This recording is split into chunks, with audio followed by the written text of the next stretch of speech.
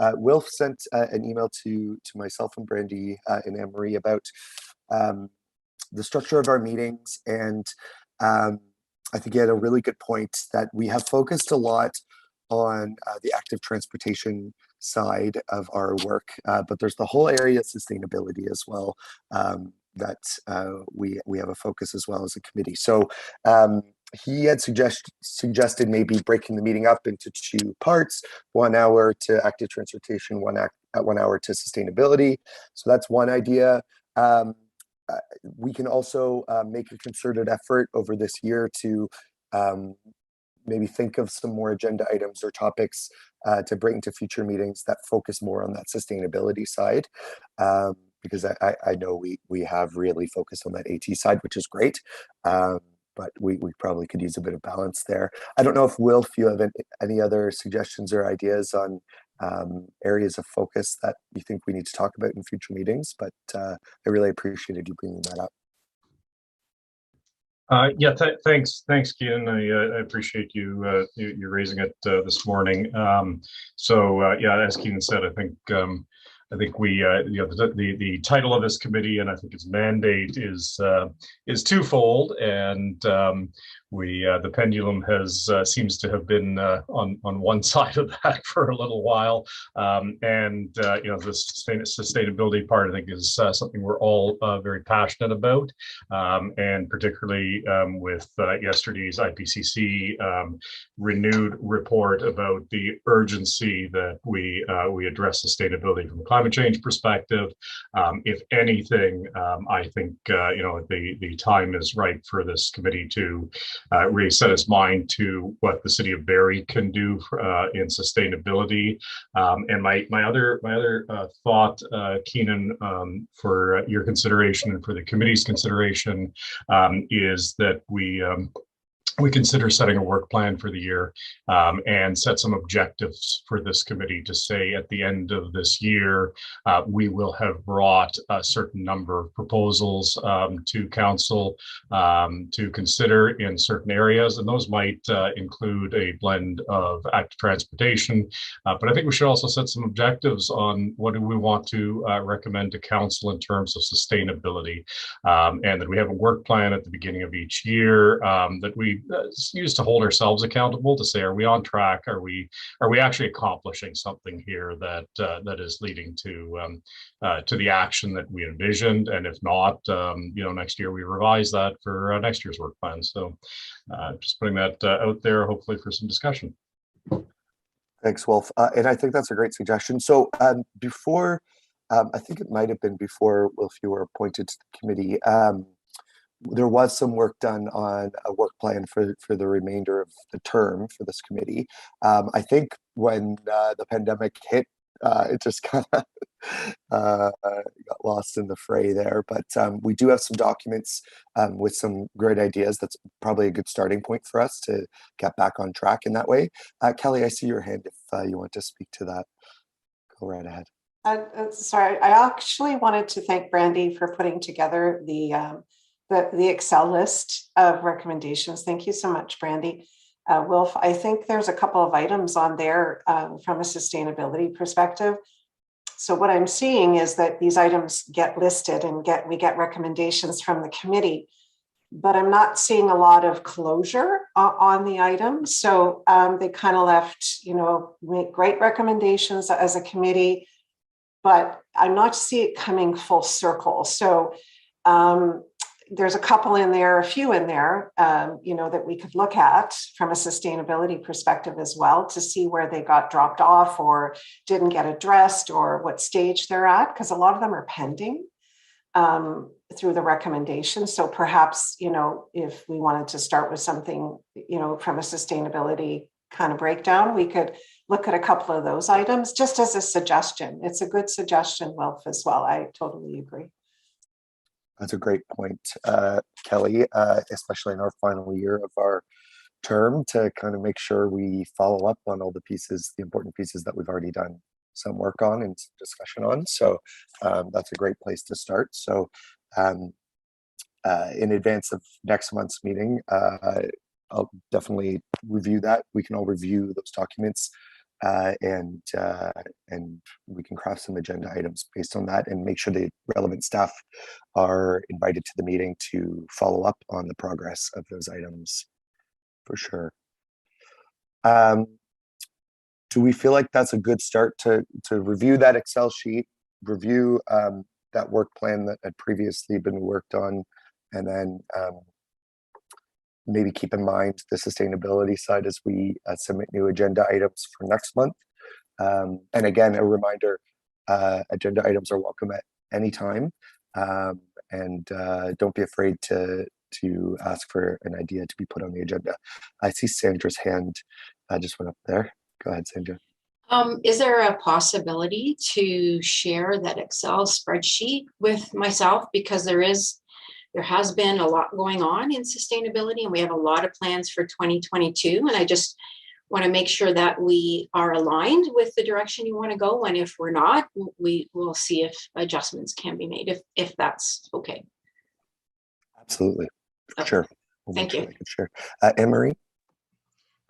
If it's worth the mention, so at the Seniors Advisory Committee, we keep a couple minutes at the end for a quick roundtable, and it creates a really great opportunity for us to catch things that are really for information, or then trigger a one-on-one contact with any synergies. But I also really appreciate that we've got amazing staff power and intelligence around at the table, and sometimes we're only pulling on them when there's a question related to their portfolio, but we're not necessarily leaving space for them to identify things that are happening that might be of interest to the group and may lend itself to coming on the agenda. So that might just create a bit more of a opportunity to be aware of what's happening, but also to allow staff to identify things that might be of interest to the group. That's a great suggestion. Yeah, absolutely. We welcome any sort of staff feedback on areas that we should be paying attention to. Wilf, go ahead. Yeah, Keaton, so I'm just wondering what your thoughts are and what the group's thoughts are to creating sort of that half and half structure where we say half of the committee, we specifically set aside time for active transportation and set aside time, ideally equally or close to equally for sustainability. And if we're short on agenda topics on sustainability in a given month, that that kind of lights the spark. Sparks the fire, whatever the analogy is, for us to go out and look for more topics and be more active in driving the structure of the dialogue to make sure that we're inclusive of that. Yeah, absolutely. I'm not sure if other committee members have thoughts, but I like that idea of sort of trying to make the meetings have that structure, but still allowing the flexibility if we get into a deep discussion on one area or the other. Any other thoughts on that before we move into our agenda? Not seeing anything. So I like the goal of like aiming for that, and so we'll try to have a balance of agenda items and keep the active transportation part to the first hour, sustainability to the second hour, or vice versa. Maybe we can switch it up every month. I think that's a great suggestion. Okay, and if you have any other thoughts beyond this meeting, feel free to reach out, and we can consider that. But with that, we'll move into the presentation on the wayfinding strategy. And I believe, Rob, you're taking the reins on that. So go ahead, Rob. Thanks so much for being here. Great, thank you. So I'm going to hopefully share my screen. And I sometimes struggle with this going back and forth between Teams and Zoom. So cross your fingers. Okay. So do you see a wayfinding strategy slide? Oh, success. Okay, wonderful. Okay, we're off to a good start. So I'll just see if I can actually put it into presentation mode. There we go. So I apologize. I have another monitor going here, so you're going to see, the side of my face for a bit. I thought what I'd do is provide a brief overview of the project, including goals and objectives, timelines, and what's happened thus far, and then do my best to answer any questions you might have. So for this project, the RFP went out in the fall of 2021, and the successful consulting firm Cygnus Design Group Inc. began the project in January. So, we're still early stages of the project. Okay, so we'll start with the project overview. At a high level, we're looking at really 3 phases, and we're in phase 1. And that phase 1 is about the development of the wayfinding strategy itself, and we're looking to wrap that up in end of May, beginning of June. And then phase 2 will begin in 2022, and we're anticipating installation to take place in 2023. And as some of you, maybe all of you know, the wayfinding strategy was identified as a priority in the Tourism Master Plan from 2020, as well as the Parking Strategy Report, also from 2020. And the wayfinding was also identified as a key item for the city's COVID-19 recovery action plan. And also, as you can see, aligns with Council's priorities of growing the economy, supporting a vibrant and safe downtown, and improving the ability to get around. So moving on to the project goals and objectives. And this is what we use to direct the project and provide direction for the consulting team.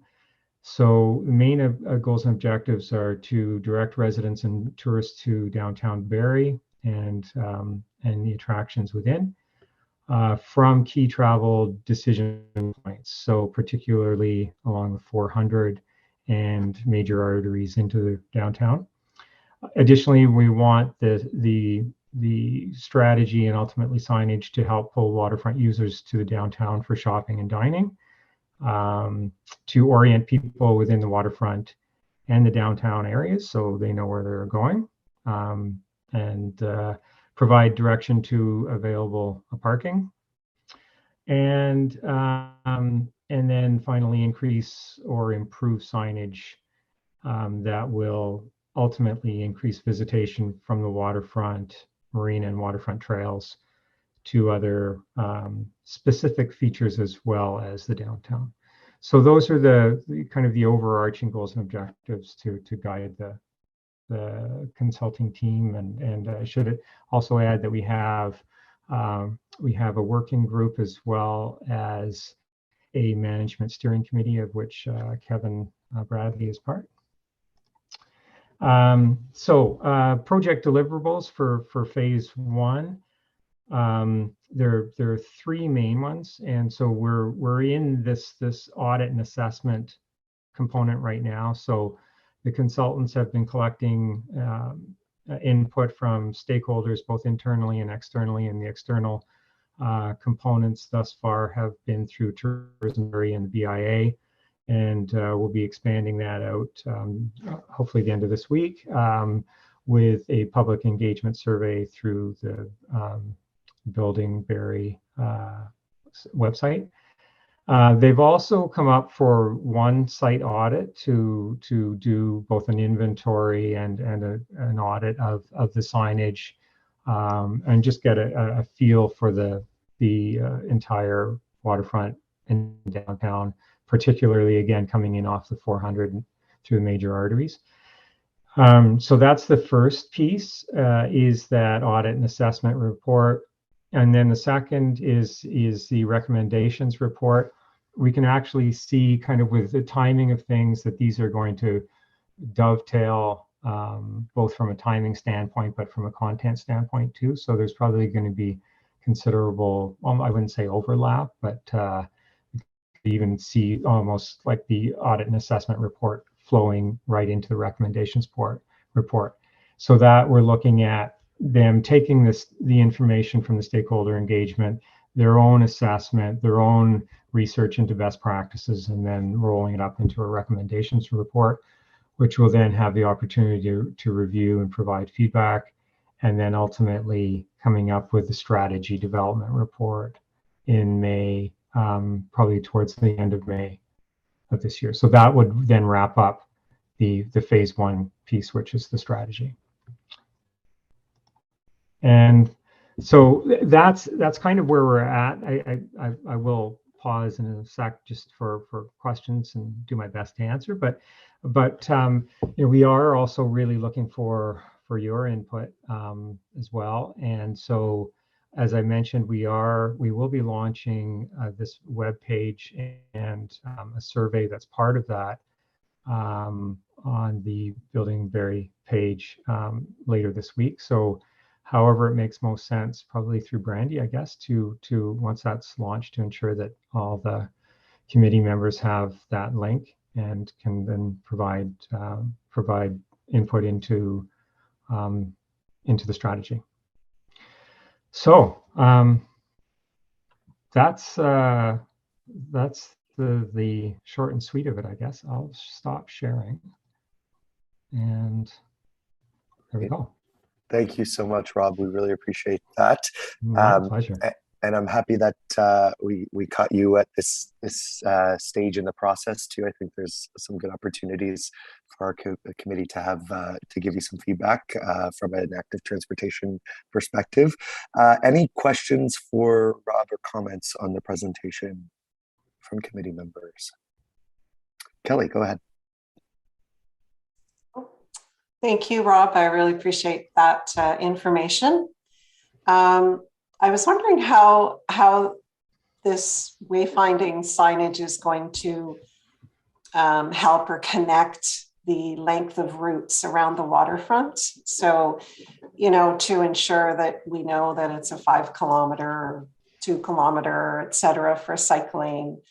I was just wondering if that was taken into consideration. And can I also say thank you very much? And I know Kevin Bradley had mentioned that the city is opening up more public information centers for these types of projects. And I have to say, I really appreciate that. And I share as much as I can on social media and try to get more people engaged in having a say in this. And I think it's really important. And I thank the city for really doing this. So I'm interested in the cycle destinations and cycle routes, whether it could be walking as well, and how that's going to integrate into our regular cycling network. And there, that's another thing that I'd like to see things be really looking like very similar signage. So when we're developing the signage, that we may not do the cycling signage for a while, but hopefully everything will look the same. So I was interested in the actual destination and routes.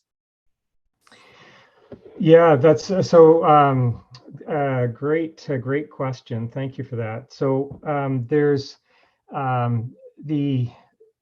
as part of the direction for the consulting team, we were really interested in looking at all modalities, modals of transportation, and active transportation being a strong one. And the tourism master plan has a real focus on active transportation and really trying to encourage visitors as well as obviously residents to leverage the trails and pathways. So that is an important part of this. And I would say it was also one of the attractive pieces about for us as a review committee for the consultants, because it was something that they were pretty focused on too. So it's again, like, there haven't been any recommendations or anything thus far from the consultants. That will be coming up soon, but that's something that we'll be looking to see for sure. So I think I can say that we're going to be ensuring that that's in there in some capacity, but what the consultants come back with initially, I can't say at this point. Just to follow up, if I may, too, I know you're working with Tourism Barrie as well, because I know they're really good. They've got a couple of cycling routes, tours through the city of Barrie. historic buildings, and I've noticed these signs downtown in the summer. So I think, having their feedback is really important too, because I think the signage can also, focus on promoting historic routes, that type of thing too. So I think that's great that you guys are also engaging with Tourism Barrie. Yeah, so and Tourism Barrie and the BIA are both on the working group. So they're going to be providing lots of input throughout the process. And you're absolutely right. I mean, that the cycling piece is an important part of the tourism offerings, if you like, for enhancing that visitor experience. And Kelly, just coming back to what you were saying at the beginning about the importance of the signage being kind of consistent, that's a real priority too, so that it's not like the dog's breakfast of signage. It's easier to kind of there's consistency throughout, which will make it a whole lot easier for navigation, both from a resident standpoint as well as from a visitor standpoint. Great, thank you. I have John next, and then Andy up after. Go ahead. And thanks, Rob, for the presentation. A couple questions. One was, is it fair to say that the scope includes all of Barrie, but the focus is on waterfront and downtown? Is that the idea? We'll cover. Yeah, that's a great question. I'm glad you asked that, because obviously to start with, to have something that would be citywide would be pretty overwhelming. And so it was decided to focus, at least initially, on the downtown, but with the expectation that there would be rollout, progressive rollout throughout the city over time. And so yeah, that's my bad. I should have said phase 4 through whatever. Would be more about the expansion throughout the city. But yes, it'd be important to have that consistency throughout the city, but starting in the downtown and the waterfront. Yeah. Okay, that makes sense. Yeah, and the kind of follow-up question, if it's okay. Would be, yeah, I guess I like the idea of the wayfinding signage at key locations, if to direct active transportation, but also as an identifier of how long it might take for a route.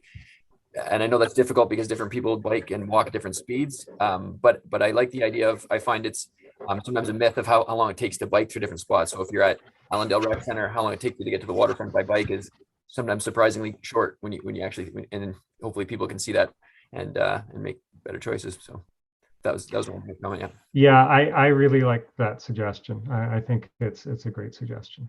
Yeah. Thanks, John. Go ahead, Andy. Yeah, I'm not sure if this is the time to put out a new idea or to find out if this is something that's already on the table. But I'd really like to see the creeks labeled in Barrie, the 6 major creeks. And in particular, I'd love to see 6 signs along the waterfront where they outlet, but also corresponding that look the same somewhere upstream. Because I think that vitality, like if you imagine that you pass Kids Creek, you see, oh, that's Kids Creek, and then you see on Kundles Road, you see another sign that looks exactly like that, says Kids Creek, and eventually, without even saying any words, people will understand the concept of watershed and the concept of what they're doing on their property is going to end up in the lake. So that'd be one idea I'd love to push forward if we could. I think that's a great suggestion, and I have just written it down. So I'll be happy to bring that forward to the consultants for sure. But again, as mentioned, there will be an opportunity for the committee as well as everyone to provide input through the Building Barrie website. So as soon as we have that launched, I'll make sure you get the link. Great suggestion. Thank you. Yeah, it's a really cool idea, Andy. Yeah. Thanks for bringing that up. I do have a couple questions as well, Rob. And committee members, if you have questions, still feel free to raise your hand. Is transit on the working group as well? Yes. Okay, that's fantastic. Yes. and transportation planning as well. Brett Greatrix, is he around at that table? Well, he is having input. Yeah, in fact, I was in communication with him last week. So it just Brett will definitely be involved for sure. Okay, fantastic. I think agreeing with Kelly and John about the sort of highlighting the active transportation routes, travel times. I think that's really key. We should be using, in my opinion, this as an opportunity to actually encourage and highlight modes of transportation other than personal vehicles. I think it's a powerful tool, one of the few tools out there in terms of education and awareness that we can use to encourage AT modes. What about direction? So you mentioned wayfinding to parking. Has the working group considered wayfinding to bike racks, for example? I don't think specifically that has come up, at least not to my knowledge, but just added that to the list too. So yeah, I mean, that's it's the type of parking. So Exactly. and if we're trying to encourage active transportation, cycling, that ensuring people know where they can access bike racks makes a lot of sense to me. That's great. Great, thank you. All right. Any other questions or comments from members of the committee at this time? Again, there's going to be that opportunity for public feedback through Building Barrie once that's posted. Anne-Marie, go ahead. Just a quick comment, and it's more of just an appreciation of the role that the city created and Rob's contributions there. So glad to see, Rob, that you're connected to this committee formally and able to bring that forward. And just wanted to say what a pleasure it is to have your skill set with us.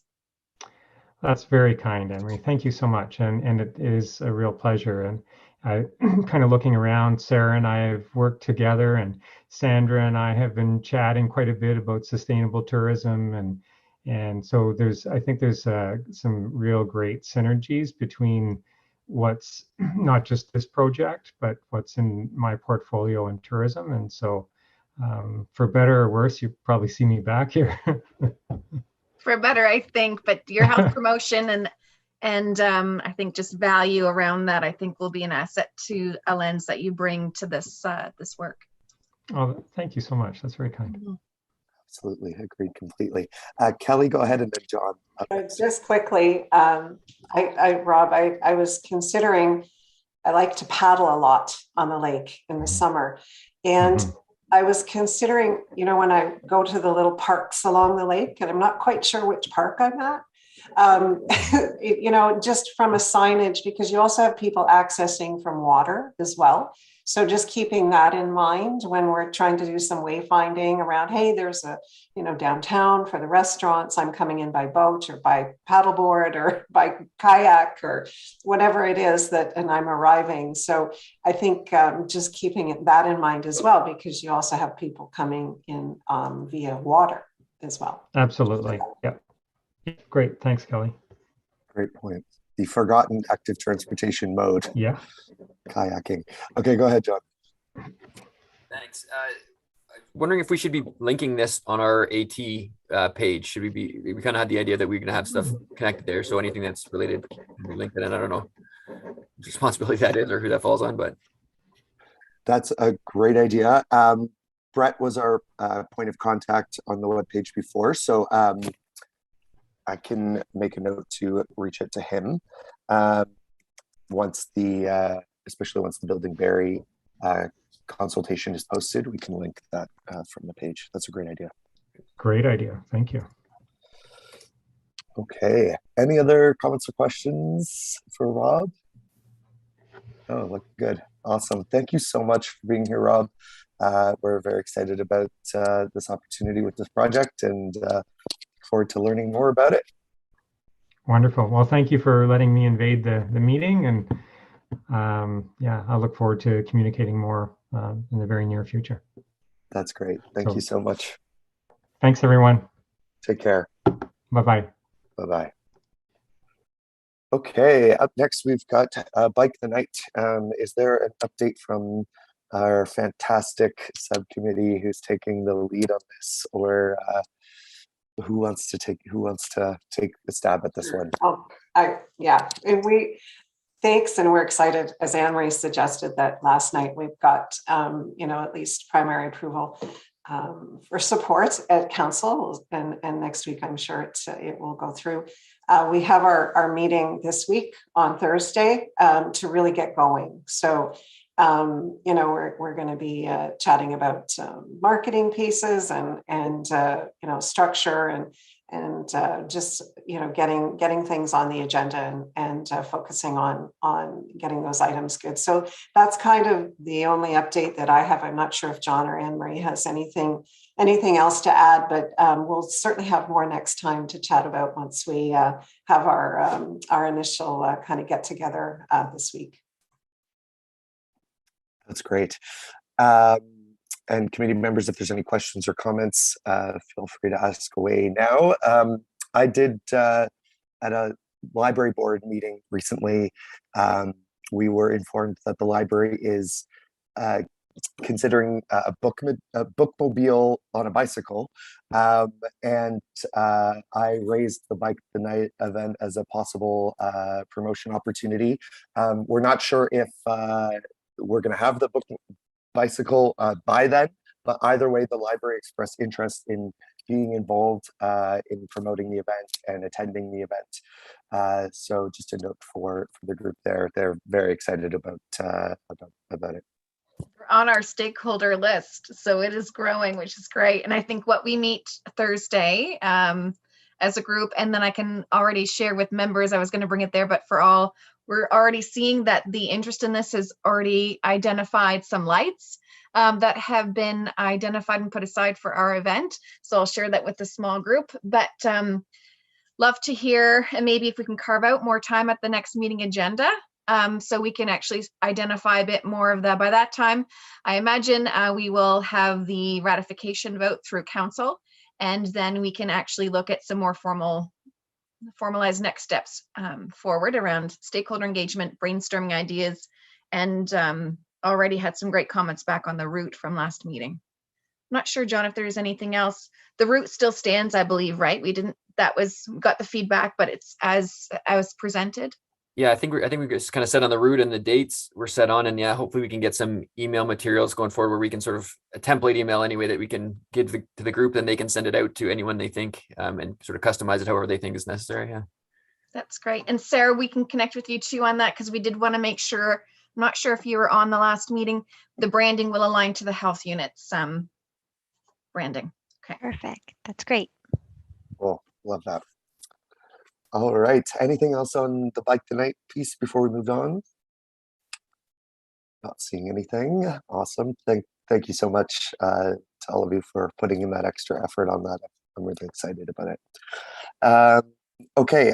Crompton Park update. Anne Marie, is there an update for this meeting? Or? No, that'll hold as a standing just until later spring. Thanks. Perfect. That's great. Okay, so circular economy waste collection calendar.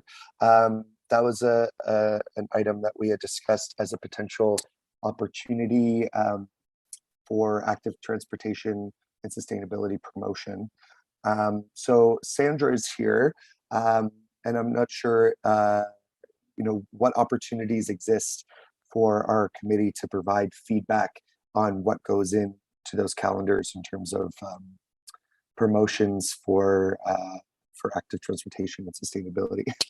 Awesome, good example there. So Sandra, I don't know if you want to take a second to kind of explain the timelines on the waste collection calendar and any opportunities for us to suggest ideas from an active transportation and sustainability perspective. So timing is perfect. In the next month or so, staff will be getting together to talk about the format. If we need to change any of the format, what content we want to put in, how do we want to approach it.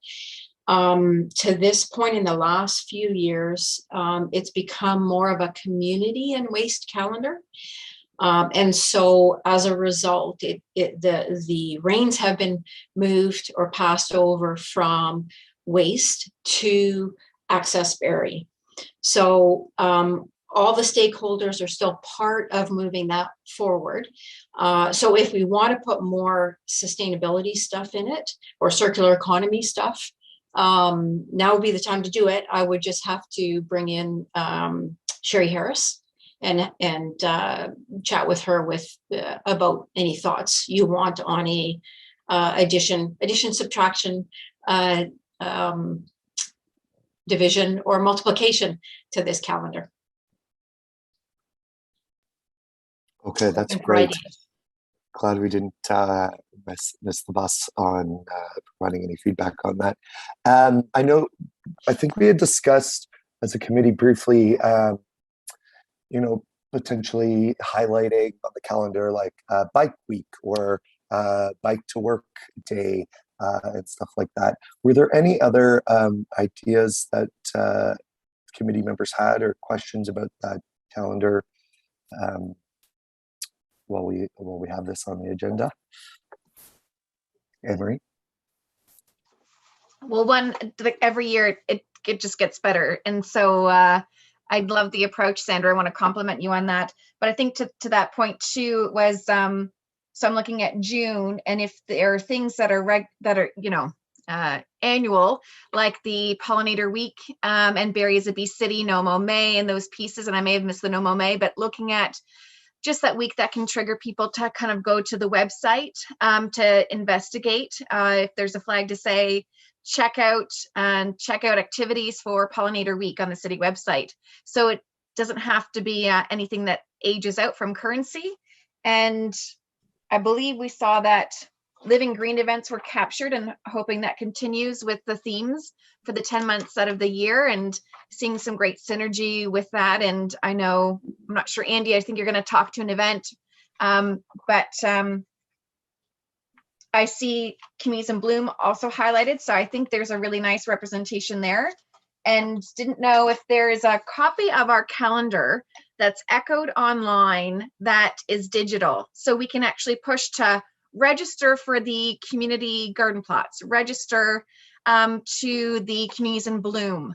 And so while the calendar is static and is a great tool, and I have residents who look for it and I deliver them if they don't get them, electronically, even if there's a mapping of the calendar that can be echoed and have hyperlinks that can actually drive to an outreach method, drive to our active transportation website, and might also kind of substitute in when we're doing things like that just come up annually, like the tree bylaw and the cycle Barrie, we can actually put the pick events in the calendar.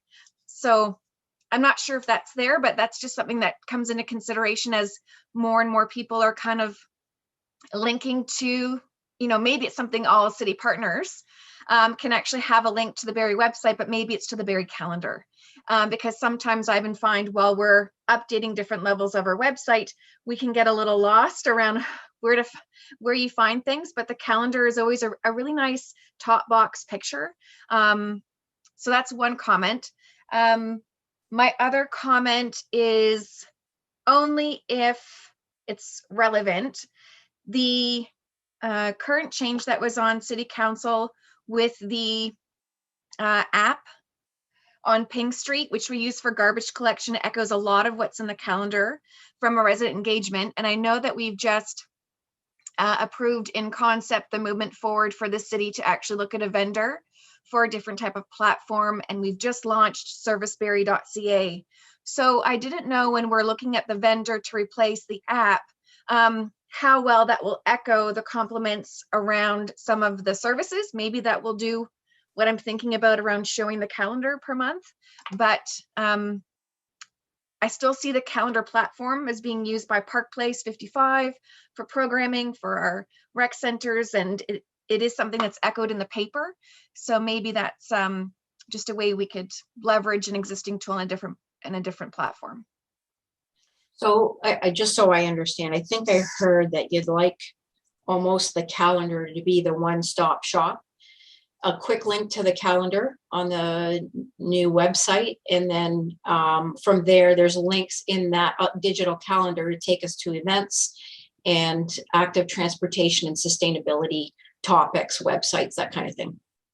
Yeah, I think just so you've got this tool that kind of still looks the same and feels the same, but can be edited in time electronically to push some of those things that still tie to the, I think, the circular economy and the different areas where this is not necessarily to be filled with different sports and rec. Maybe that's a whole different thing, but that this actually continues to be something that meets the intention, but can also be available to push people to different parts of our website. It's a great idea. Yeah. So Access is running the new update. I understand they're going to reach out to the stakeholders to get some opinions, but what I'll do is I will actively engage Sherry with your ideas and see if we can get that moving sooner than later. Great, thanks. That's fantastic. We really appreciate that, Sandra. John, I saw you had your hand up earlier. Did you have a thought or? But I realized they've already got it in there, so they already had Okay. me in there. Awesome. Any other thoughts on this piece? I'm not seeing any. All right. That's great. Thank you so much, Sandra, for going to bat on our behalf with Access Barrie. No worries. It's my pleasure. That's great. Thank you. Okay, so next up on the agenda, if we're good to move on, not seeing anything else, perfect, is Urban Forest Concept 330-300 rule, and that was put on the agenda by Andy. So I'll let Andy take it away and introduce this item. Okay, well, I'm actually I have a presentation. When Brandy asked me, do I have a presentation? I'm like, maybe. If I have time, I will. If I don't, sorry. So are you guys seeing my screen that says intro to the 330? Okay. Yes. And I will do slideshow mode. So you're still seeing it? You're good? Perfect. You're not seeing my notes? Okay, Yeah. good. All right, well, should be, thanks folks for this. This will be a very quick and dirty introduction to a new urban forest concept that recognizes the incredible value urban trees provide to us. So starting with the basics, there are so many benefits of urban forests. You all know these because you're on this committee. So they're just sort of glossed over, but essentially trees make us healthier, happier, richer, and can buffer us from some of the worst effects of climate change. Urban cover is vitally important. So we need to find ourselves, we often find ourselves trying to figure out, well, how much do we need? We discuss targets and percentages for our city. Is 20% enough, 25%, 30%? I can tell you that it can never be too high, but it can easily be too low. Perhaps more importantly, we should be thinking about enhancing our understanding of how we use these targets and start thinking about the quality of urban forest cover and green space. And even more useful, we should be looking at the targets through a lens of equity and making sure that everyone, regardless of where they live in Barrie, has access to quality green space.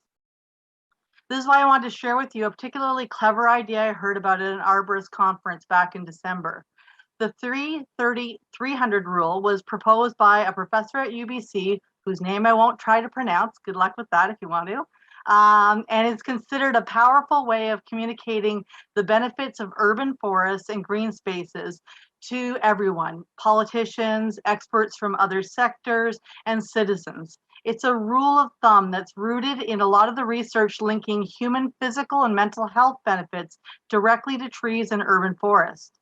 Right now, at the beginning of what is hopefully the end of COVID lockdowns, we have an opportunity to jump on some of the social momentum caused by the pandemic.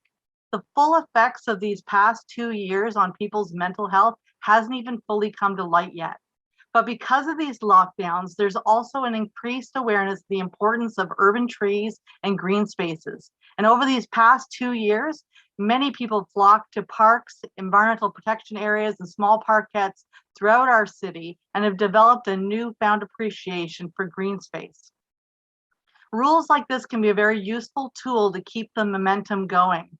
The word rule is a bit misleading. It's more like a useful guideline or tool. So one commonly used rule of thumb tool in urban forest planning is the 10-20-30 rule. This rule is used to aim for good tree species diversity and to make sure that we're not leaving ourselves vulnerable to a species specific pest or disease that could wipe out most of our trees. Imagine if Barrie's forest cover was all ash and elm. We would have been in bigger trouble than we are because of EAB and Dutch elm disease. So this rule states that no one tree species should make up more than 10% of a municipality's urban forest. No genus should have a share larger than 20%, and no single family should make up more than 30% of the urban forest.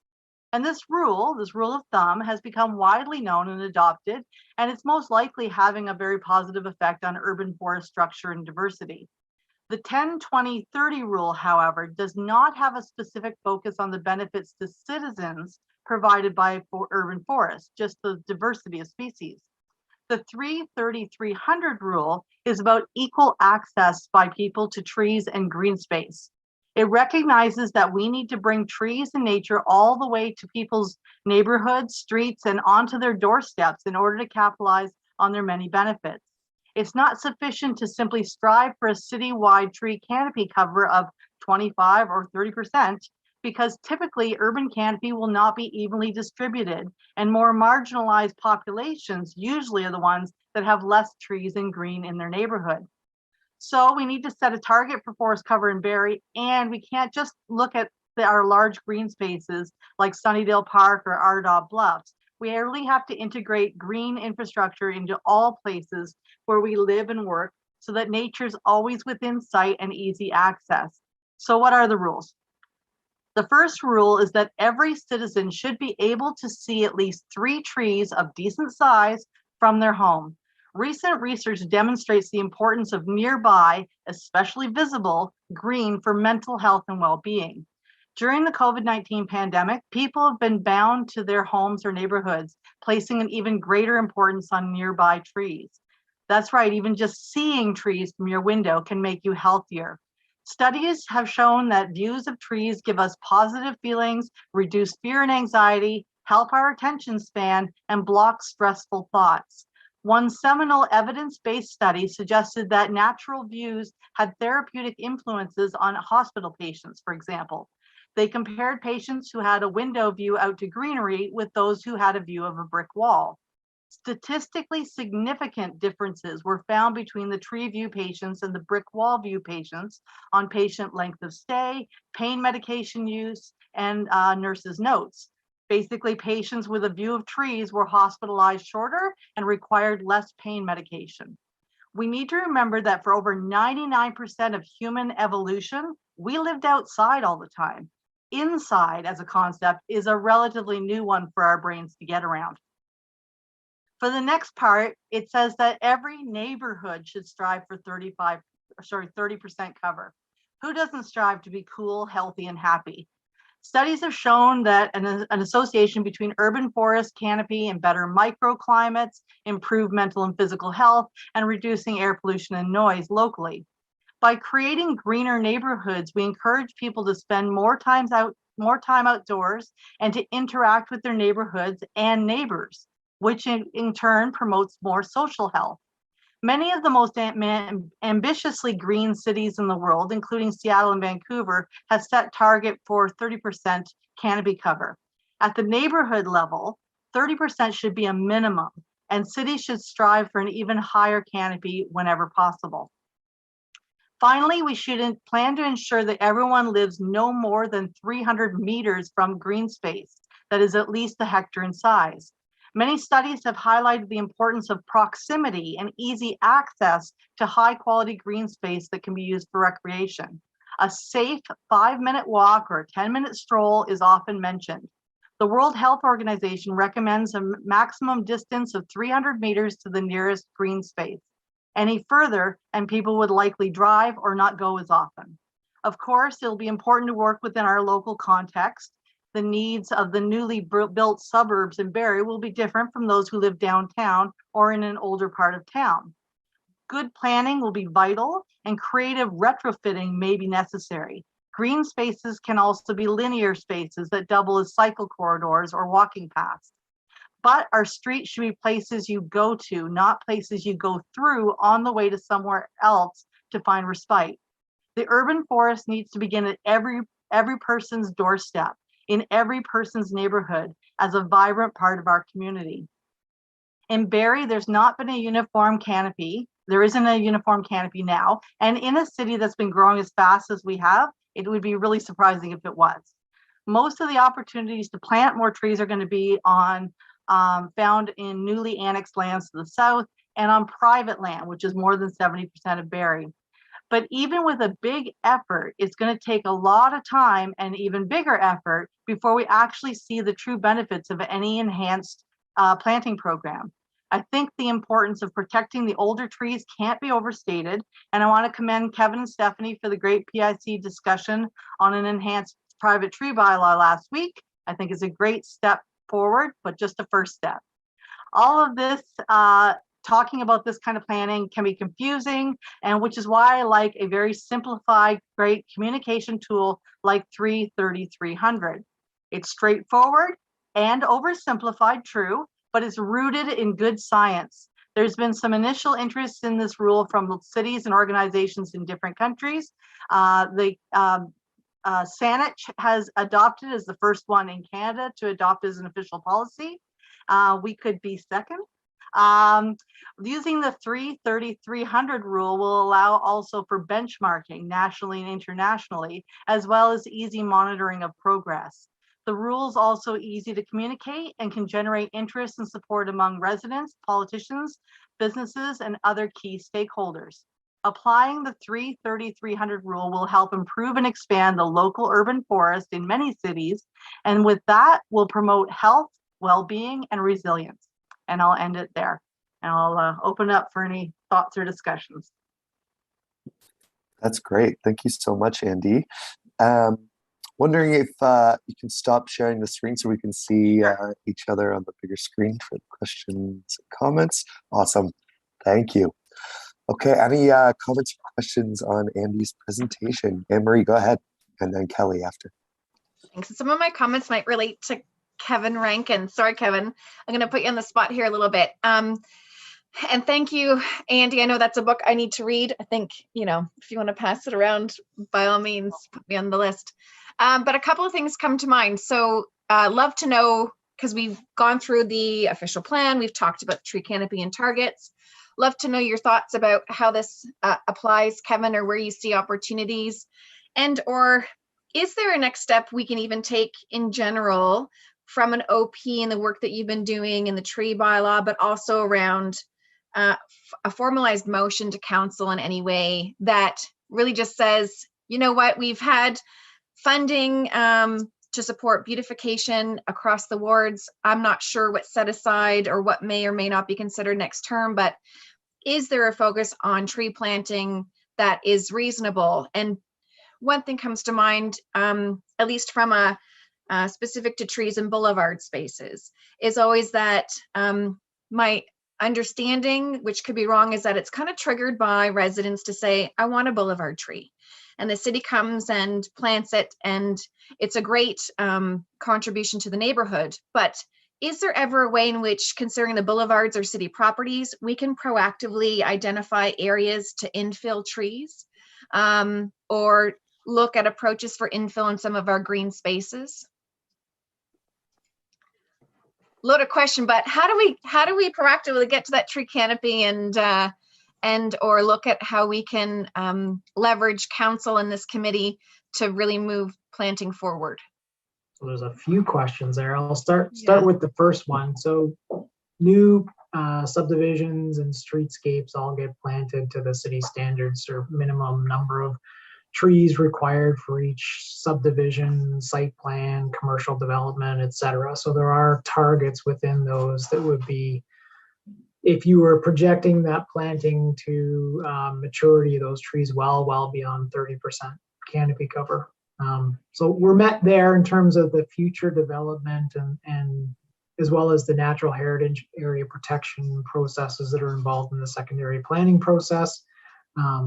like take the secondary annex lands alone, it's about 30% of that area is in protected natural heritage.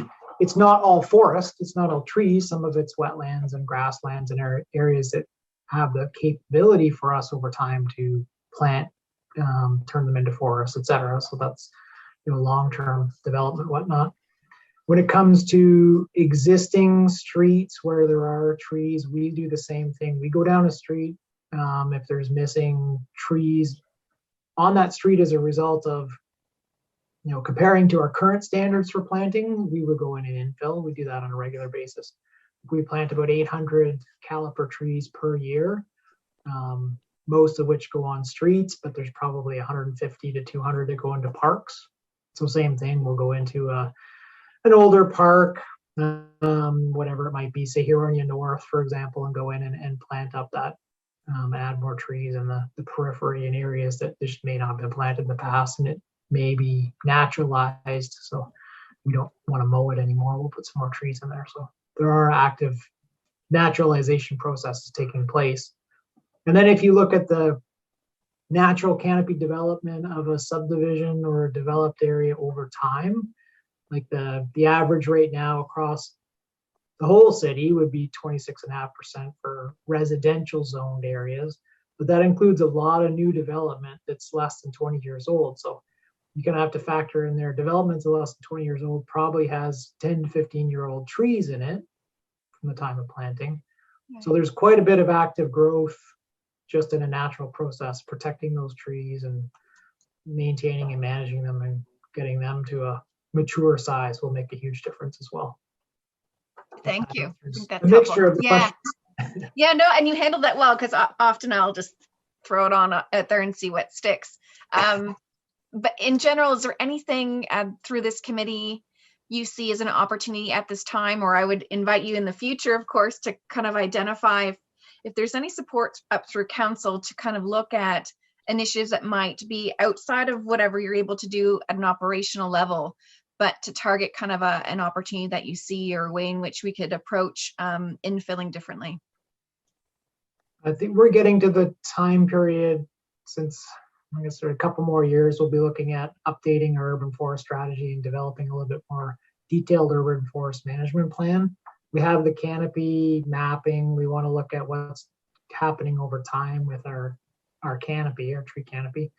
So that would be about 2023. We'd look at redoing that analysis and see if we're going up or down, where the problem areas are, and then look at those strategies for planting enhancements within direct areas that, you know, you look at one ward might have, you know, 40 or 50% tree canopy cover, right? That's in great shape. Another one might only have 20%, and you want to go in and actively get into figure out why it's only 20% and focus your work on those areas.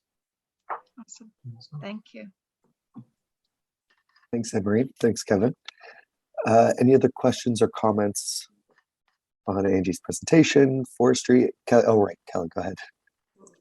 Thank you, Andy. That was really great. I've read that book too. It's really a great book. So thank you for that. So Kevin, what do you think about the concept of the 330, 300, and is it possible for us to use that as a measurement or guidance tool? It's interesting. I'm not a real big promoter of rule of thumbs, because I'm one of those guys that lives in the weeds of details. You know, so a rule of thumb of a certain percentage in an area that just may not apply, or might be so far below reality that you end up under planning or ignoring an area, because let's say it's got 30% in that area, so you say, oh, I don't really need to worry about it, I'm going to go tackle these areas that have 25%. It gets forgotten. Next thing you know, it's dropped. So yeah, I'd have to look at the details, particularly the 300 rule. I don't know where on average we would be in terms of meeting that 300 meter spacing for our existing developed areas. It would be tough to go in and retrofit an area to meet a 1 hectare green space every 300 meters. For future planning, it would be certainly a lot easier. Then there's quite a bit of argument too about the way we did our secondary planning process and protected 30% of the area for natural heritage, I mean, that's a pretty high number all by itself. So it'd be interesting to go through and do an analysis and see what it would look like. Mm-hmm. Yeah, thank you. Andy, did you have something to? Just that I do think that that would be an interesting analysis to do, to actually take our green spaces that are over, at least about a hectare in size or so of significance, just apply a pretty simple 300 buffer around there, and then see how much of our land is not falling within that. I mean, that seems like a fairly easy thing to come with. And again, I understand what you're saying with the rule of thumb. I just like it because it can give you something to work for. We can also say, I mean, I think Anne Marie, at one point you had asked me, you were shocked to find out that your ward had a very low tree cover compared to others, because you have Georgian Mall and Bayfield Street and all. We explained that to you, but you're like, oh no.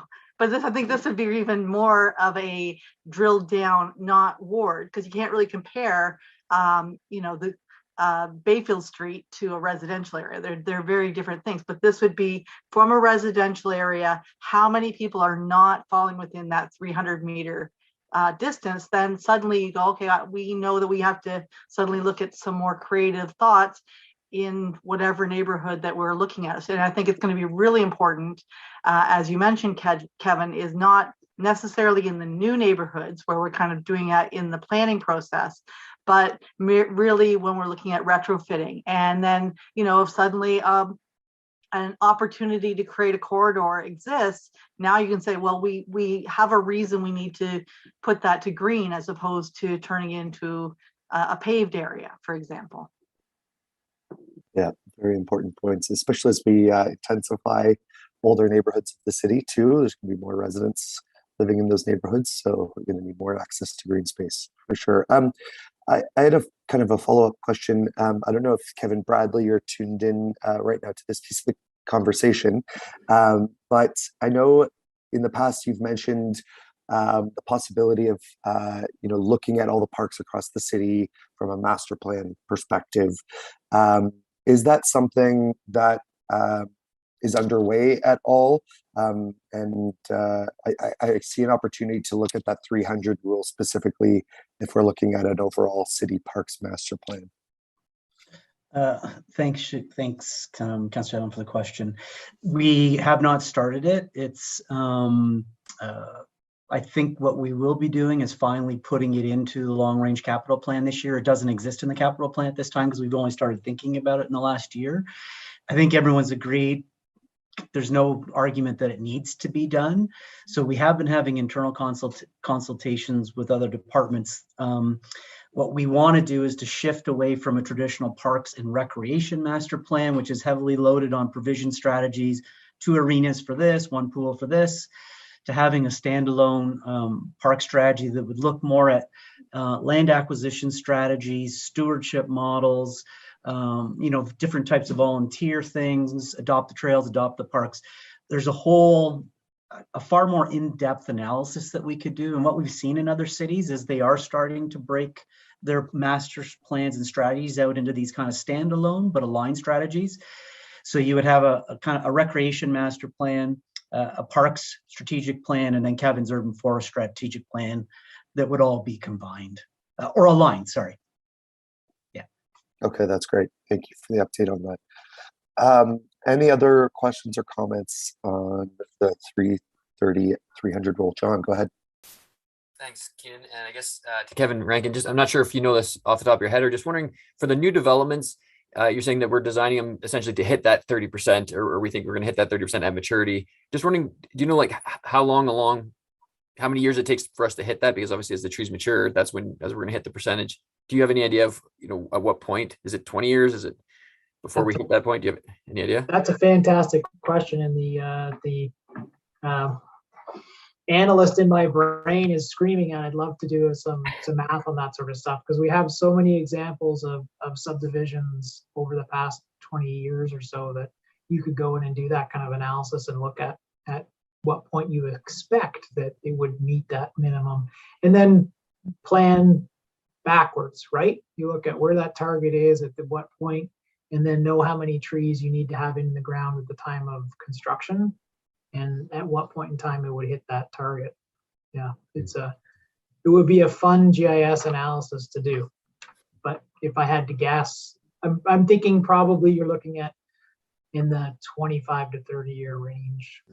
Would be just a ballpark off the top of my head. Mm-hmm. Interesting. Okay, so a while, yeah. Okay. Yeah, that's interesting. Okay, any other comments or questions on this? Sarah, go ahead. Hello. I just wanted to say I think you did a very excellent job presenting this 330-300 rule, as well as including that health lens. You did a great job. So thank you for sharing that. And I also wanted just to flag that I believe Lake Simcoe Region Conservation Authority is also doing some research on the economic benefits of a variety of different natural assets, including trees. So that's something to look out for in the future to add to this argument. Thanks. Thanks, Sarah. Great point. Sandra, go ahead. Just a comment to go back to earlier, where you wanted to include sustainability for this committee. Park space, trees, vegetative ground is very important for climate adaptation. So I just wanted to throw that out there. Great point. Thank you, Sandra. All right. And I know, and on Sarah's point too, but sort of the economic benefit of green space. I know when council had talked about the private tree bylaw, that had come up in the debate around that. Because I think there may have been a study done out of Toronto where they actually calculated the value of each tree in terms of the economic impact. So that's something to look for as well. Andy, go ahead. Sorry, just a thought. One of the things I saw out of New York, they actually, some artists went through and they literally put price tags on all the bigger trees downtown. And so as you walked along, you saw like a price tag on a tree to talk about its value. And it was like, I think those are the kind of little creative things that can really resonate with people. So maybe we should be doing that. That's cool. That's like some guerrilla activism. Very cool. All right. Well, thank you so much, Andy. That's such an interesting idea to keep in our minds as we go forward. And if I'm not seeing any other comments or questions on that, then we will move on to the next item. Is everyone good? Oh, Anne-Marie, go right ahead. So just a quick check-in. Is there an action there of interest at all about, and I'm not sure, Kevin, to add to your workload, but do you need something formal, and would it be of value to look at this committee identifying and ask to the city to do an analysis around a quick GIS mapping of that, if that seemed to be of value? I just didn't know with Andy's comments, if that was something that at this time, or if that's better to wait. It would tie in together really well with the park master plan update, and we look at all of those things holistically together rather than one-offs. But okay. Yeah, it kind of the alignment, I think, in timing might see us doing that urban forest strategy update in the parks master plan update around the same time period. So to leave it there. Synergies together. Okay, thanks. Kevin Bradley probably's got a comment. His hand up there. Yeah, just one thing to add. What we'd like to look at is something a little bit different, which is it's a landscape ecology science, which looks at patch matrix connections and starting to look at some of these greenways and different types of connections. So you're getting safe movement of animals, but you're also getting recreational assets at the same time. It's something that would be considered through that park strategy as well, and it would be a different type of thinking coming out of the OP. The new OP actually has very robust sections about greenways and about park classifications and hierarchies, and then also actually alternative land acquisitions, which I think the interesting part from what Andy is suggesting, especially in the existing boundary, is once we do whatever kind of lens we apply to the GIS analysis, we could then say, okay, to make this connection or to meet whatever rule of thumb, we need to purchase this for long range planning. We can come back to council with costs for an acquisition strategy. And there's always trade-offs through different types of planning with bonusing and other things as well, right? So a lot to digest, but it would be a year's worth of work to come back with something that I think council and staff would be proud of. So I just wanted to add that. That's great. Thanks. Sorry, Kevin, what was landscape ecology? It's a science called landscape ecology. Okay. I thought I missed Yeah, another it's piece just of a it. way Okay. of identifying or thinking different ways of making connections, and it gives certain parameters about the appropriate size of patches to make them ecologically sustainable and function. And the matrices is the connections. And yeah. Cool. Very Okay. interesting stuff. Thank you. You're welcome. So Anne Marie, any other thoughts or okay. All right, that's great. Thank you so much to both Kevin's and to Andy for that wonderful discussion. Andy, did you have anything else you wanted to say before we move on to the next item? No, just that again, it was one of those things that I just thought was a very clever way of thinking about it, because again, I've been looking at this whole thing about your health and wellness related to trees, and this is a good way to sort of like frame it and make it easily digestible to understand. So I thought this would be a good committee to sound it off first and see what we think, and maybe now we all know about it, it'll spark something else. Definitely. Yeah, that's great. Okay, and looks like Andy, you're up next again for the next agenda item. So Living Green Earth Day, tree and rain barrel. So go ahead.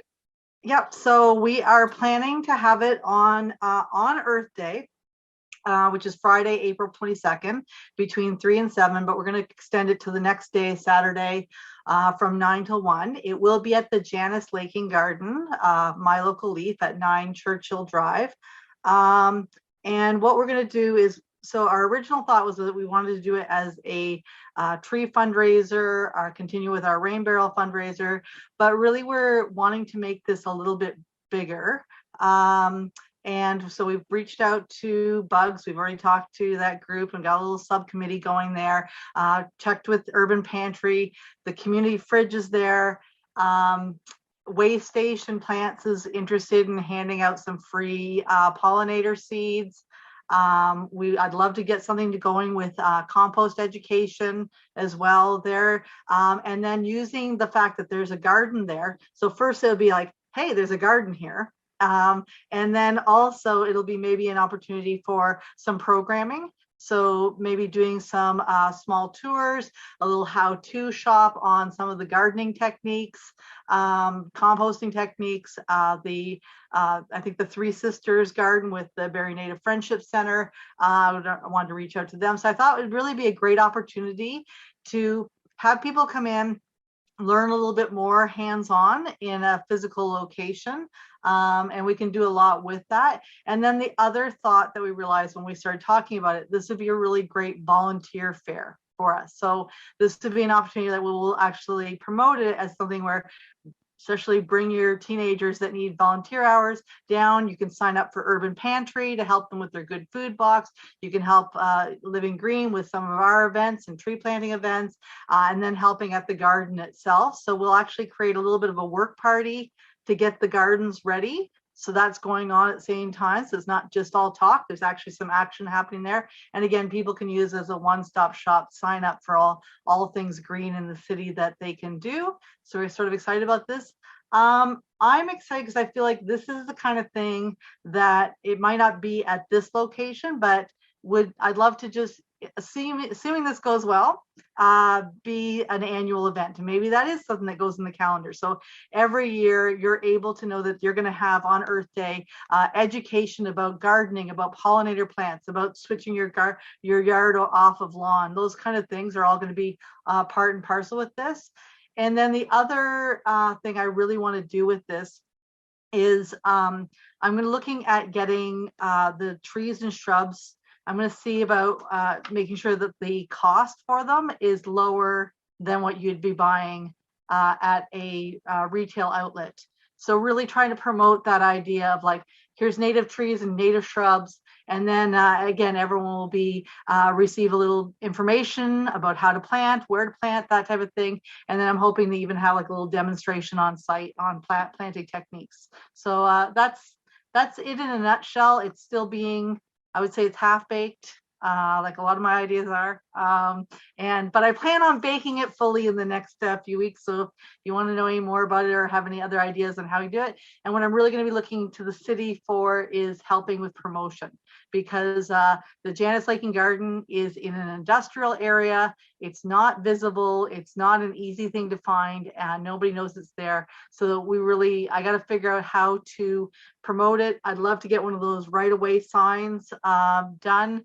I don't know how do I move forward with that and get that kind of approved. So that's it. That's great. Thank you for sharing that, Andy. And sorry, I did, my connection dropped for a bit there when you were speaking, so I wasn't miss any key details. But Sarah, I see your hand. Go ahead. Hi, just a comment that may support the sharing of this event. Earthday.ca, which is the Canadian organization for Earth Day, you can actually submit an event to their webpage and they will have it on their webpage. So that's something that could be looked into. Great suggestion. John, go ahead. And then Emery. Just a quick question. So it's a Friday, is that what it is? Birthday's a Friday Friday and the Saturday. And the Saturday. Okay, great. Perfect. Thanks. Go ahead, Emery.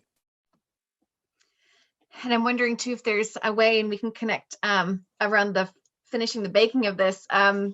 With respects to, I was in conversations with the Legion recently, and they've got large space too. So if we outgrow that area, I love the intention around the volunteer drive and that piece, but also maybe on the promotion, if we can have a table or someone there.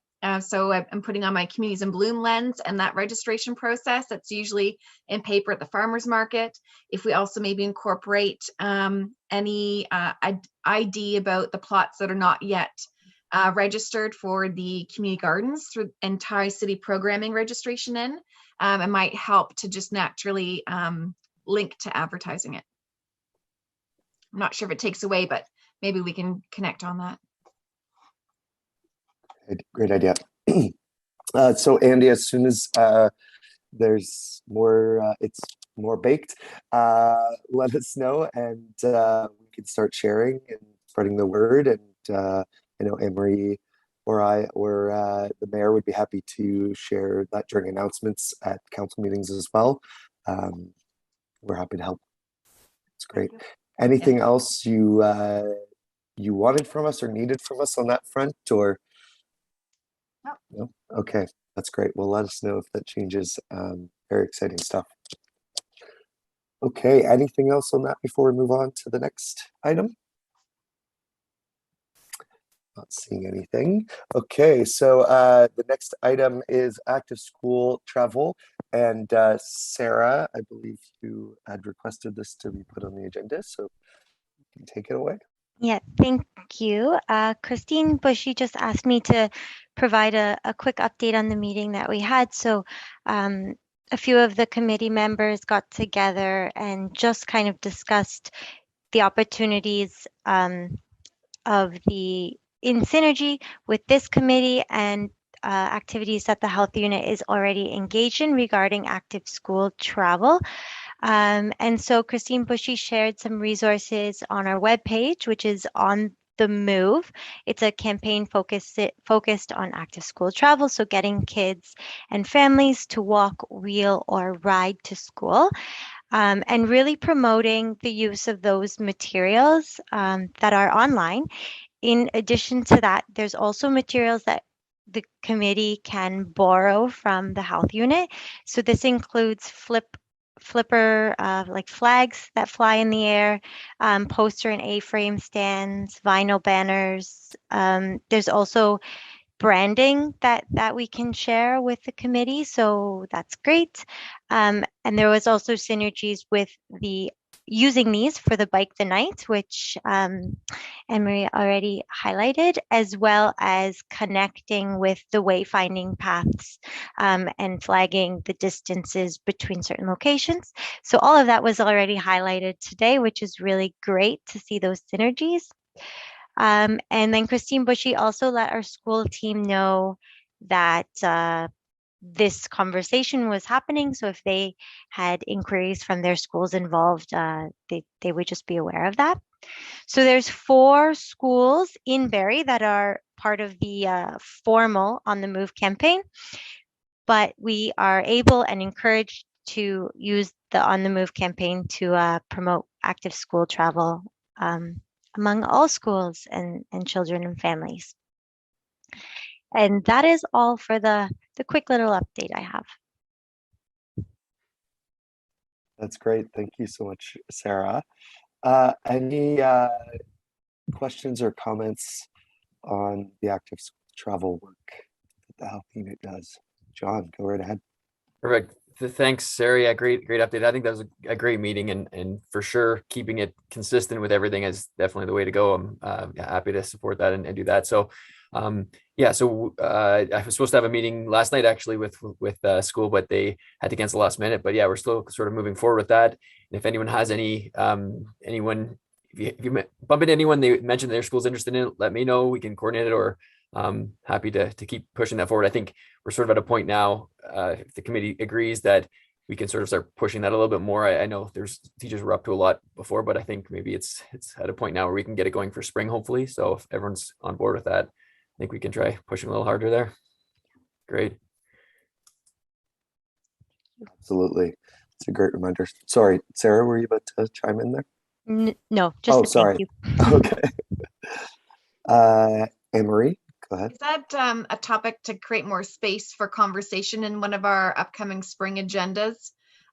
Just on that, and if it launches into something for our work plan tied to Bike the Night around momentum. I know we've talked about it with the Bike the Night on a small scale, early concept, even around engaging kids in back to school in the fall before Bike the Night around safety tips, maybe a pop-up with Firebird, maybe some kind of safety reminders, and getting comfortable on the bike, and reminders that we can push out around promoting active modes, walk and wheeling to bike, but also another opportunity to engage schools and their students.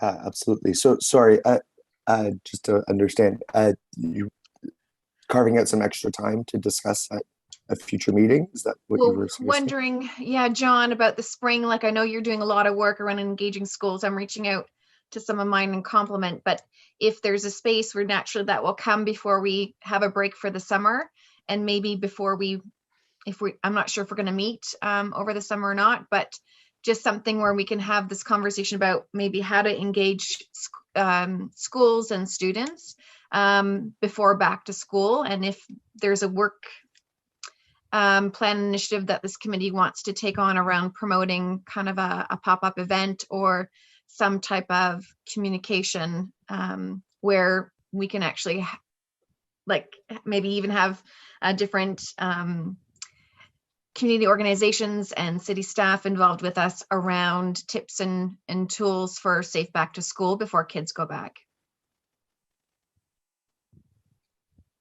Yeah, I think that's, I see John's hand. Did you have some thoughts on that? Sure, yeah, I think that's a great idea. You're thinking before this, like for the spring, in the September first, it starts back up. So getting stuff set up now for September. Yeah, if there's a communication around, getting teachers involved before their summer break, or identifying a location. So, I'll throw out East Bayfield Community Park, and there's a small parking lot at the back. Maybe that's an off the road safe place to kind of have a pop-up before school's back that we just know is happening. So it's not a last minute to organize coming right out of a long weekend out of the summer break, but that the public's aware that maybe there's a space to check out Firebird, to get a bike, to practice being on the bike, and just some reminders about fit for helmets, and then how to actually get to school safely. Great, yeah. Kelly? Oh, there, I'm here. Yeah, I think that's great. I see this aligning specifically with the Bike the Night event. So as part of that agenda as well. So these things will all kind of come together. The promotion for the schools and inclusive of Bike the Night. I see that as a synergistic connection, like really managing those two kind of side by side. As we try to, promote the event, we will also be, capturing the back to school and the education piece as well. So I see those really complementing each other and working in synergy. I'm not sure if you guys agree, but. No, agreed. Yeah. Yeah. That's great. Okay, any other thoughts or questions on the after school travel topic? Not seeing any. Okay. Great. Okay, so we have, sorry, excuse me, my voice has started to really die out here. Okay, so Barrie plan. The public engagement has started for the Barrie plan, which is exciting. Finally getting that work underway. It's going to be the first cycling dedicated infrastructure project that the city has ever done. So that's a big step forward. I'm not sure if, sorry, I can't recall if someone specifically requested for this to be on the agenda, or if this was more of a placeholder from last meeting.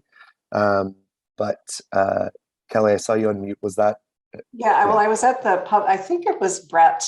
I was at the Public Information Center for the Barrie, and I have to say the engagement was really high. There was a great attendance and lots of great feedback. So I think this was Brett. He was potentially going to review, the feedback from the session. So I'm not sure if that's for the next agenda, but I kind of thought he was doing that, but I may be mistaken. And I see Kevin has his hand up. Well, I'm sorry, only to let you know that Brett is off ill today and couldn't attend this meeting to provide an update. Sorry, I may have gotten an email that and missed that, but thank you. Okay. Thank you for welcome. that. I appreciate that. Okay, but it's good to hear that the PIC went well. I have a question on that, Kelly, because I wasn't able to attend. Was there any pushback on bike lanes or bike infrastructure? Because I know in other cities, well, in Barrie too, we do hear that sometimes. There wasn't any? No, it was nothing. It was like, no, it was really interesting. No, there was a lot of great engagement around, why not? I want this, I want that. And, lots of great questions. And, it was great to have the consultants there, a really good consultant team, talk to us. And I really pushed hard on the route, because they talked about a route from Ottawa, right? Like Bell Farm connecting Ottawa, right? Which is right over that 400. That drives me crazy that I can't get over there safely, and Henry too. So I really pushed hard, and I emailed Brett again, and I said, no, we really need to figure out a route from Hamner and Livingston over the bridge to Ottawa. And because, we've got a lot of width on St. Vincent, and we need to figure that out. So Brett was very receptive to that email that I sent afterwards, because I was really adamant about, pushing that, because we've got to have some safe travel over the 400, whether it's an independent bridge that we need to push on quickly. Plus, there's that, I'd love to get an update on what grants we're applying for. That active transportation grant is coming up as a deadline. So I'd like to know what we are actually asking for, because you can apply for as much as you like. So I think that he thought that could be a part of that, in a sense. So no, it was really good. I think there was about 40 people or something on, which was quite good. So no, it was a really good one. That's really nice to hear, and thank you for pushing on that St. Vincent connection there over the 400. I barely feel safe walking over that bridge. Like, it's not a comfortable place to be if you're not in a car. So lots of work to do there.